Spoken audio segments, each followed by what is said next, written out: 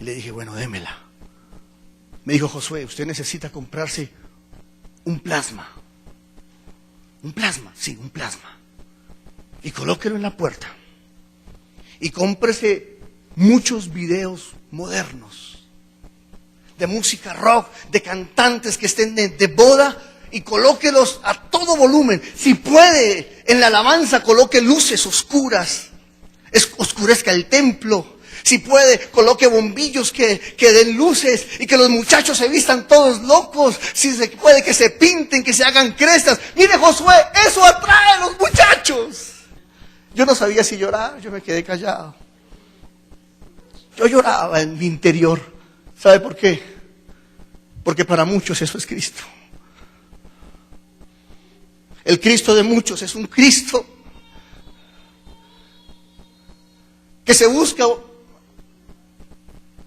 tras una moda, tras el ruido, tras la multitud, que se busca tras un ambiente bonito, adecuado.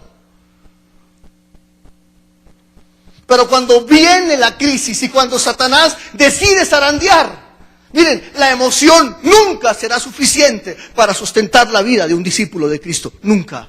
Si el fundamento en la palabra, si tú no crees a lo que la palabra dice, si tú no crees a lo que Jesús te dijo, escúchalo, Satanás va a zarandear a su iglesia y la va a zarandear como él quiere. Porque se está levantando una iglesia sin fundamento, sin conocimiento en la palabra de Dios.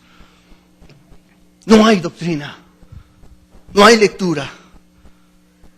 Para muchos el mejor somnífero que tienen es leer la Biblia. Porque cuando la empiezan a leer, te duermes. Si tú dices, ay pastor, la palabra de Dios es tan hermosa, que cuando yo empiezo a leer la Biblia me duermo. Hay hermanos que yo les digo a ellos, tenemos un culto el domingo. El culto es a las 10 de la mañana. La predicación es a las 11 de la mañana. Más o menos de 11 a 12. Pero hay personas que eligen ese día preciso, esa hora perfecta, en el momento de la palabra. ¿Sabe qué hacen? Es el mejor momento para dormir. Es que el pastor arrulla. Es que eso es tan delicioso dormir. Miren, hoy en día no hay pasión por la palabra de Dios. No hay pasión. Y cuando se levanta una iglesia sin pasión, hermanos, fácilmente seremos movidos por cualquier movimiento pseudo cristiano que se levanta. Es sorprendente ver la cantidad de creyentes que hoy están corriendo a diferentes movimientos. Es impresionante ver lo que está pasando. Como hombres de Dios han terminado abrazando movimientos equivocados. En Armenia, una congregación con su pastor y sus feligreses se hicieron mesiánicos. Están guardando el sábado y una vez al mes están matando cordero.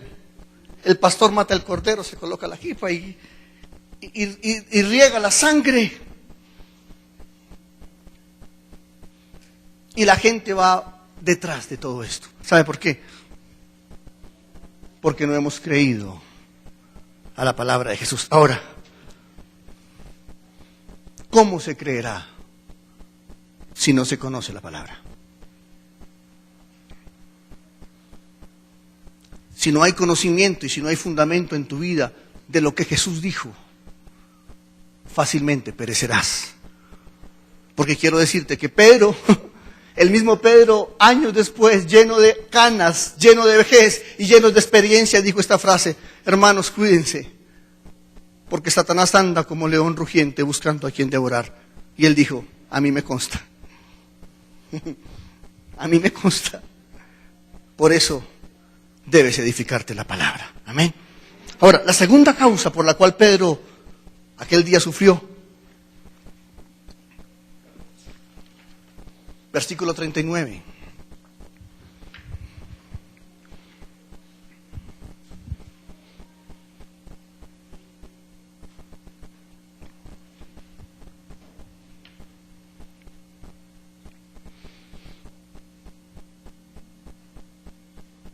Me gusta el versículo 41. Bueno, no es que me guste, me entristece. El 45, perdón, y el 46. Cuando se levantó de la oración y vino a sus discípulos, ¿los halló qué? A causa de la tristeza. Y les dijo, ¿por qué dormís? Levantaos y orad. ¿Para que qué? La segunda causa por la cual el discipulado o los hombres y mujeres de Dios entran en crisis es porque viven un discipulado pobre en intimidad con Dios. Pobre. ¿Saben? Para Pedro la oración era una retórica. Para Pedro la oración era un sermón. Para Pedro la oración era simplemente un ejercicio que veía en Jesús. Pero yo le pregunto, muéstreme un solo capítulo de los evangelios o un solo versículo de los evangelios en donde usted encuentre a Pedro orar. No oraba. Y Pedro veía a Jesús orar, pero Pedro no oraba. ¿Por qué Pedro no pudo orar aquella noche? ¿Saben? Creo que para Pedro la oración no era parte de su vida.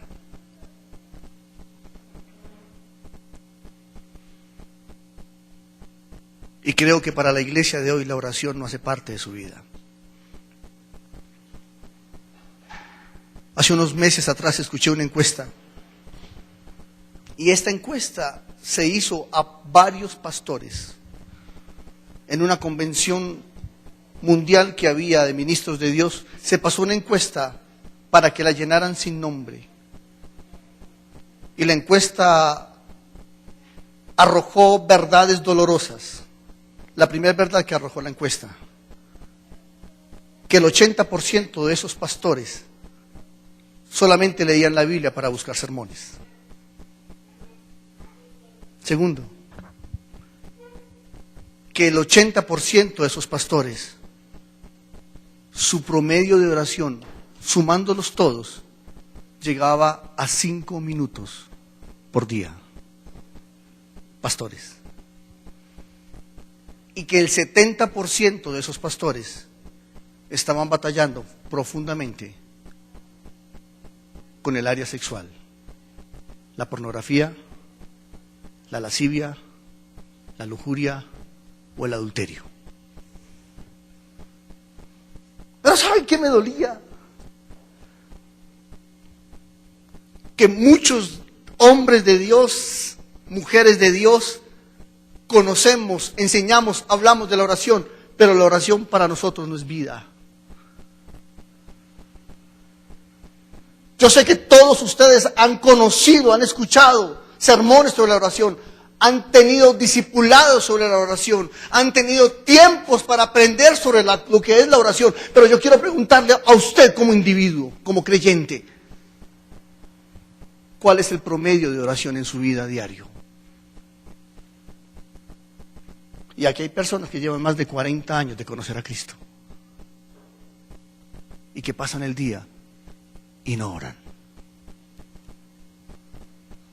Porque la oración es una retórica que simplemente la conocemos, pero no la vivimos.